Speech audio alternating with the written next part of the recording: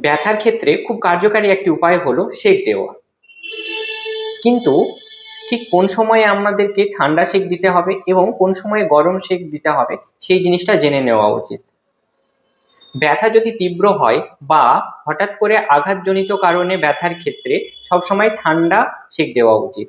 ব্যথা বা চোট লাগার 72 ঘন্টার মধ্যে যদি ঠান্ডা সেক দেওয়া হয় কিছু সময় পর পর, তাহলে সেই স্থানে ইনফ্লামেটরি যে সমস্ত কেমিক্যালগুলো রয়েছে সেইগুলো প্রবেশে বাধাপ্রাপ্ত হয় এবং সেই স্থানটিতে জ্বালা কম হয় বা ব্যথা কম হয় এবং তার সাথে ফোলাটাও কম হয়। কিন্তু ব্যথা যদি দীর্ঘমেয়াদী হয়, যেমন পিঠের ব্যথা বা কোমরের দীর্ঘদিনের ব্যথা বা বিভিন্ন জয়েন্টের ব্যথা যেমন আর্থ্রাইটিসের ব্যথা, সেই সব ক্ষেত্রে আমাদের গরম সেক দেওয়া উচিত, যাতে সেই সমস্ত স্থানে রক্ত প্রবাহ বেড়ে যায় এবং সেই সমস্ত অংশের ব্যথা অনেকখানি উপশম করা সম্ভব হয়।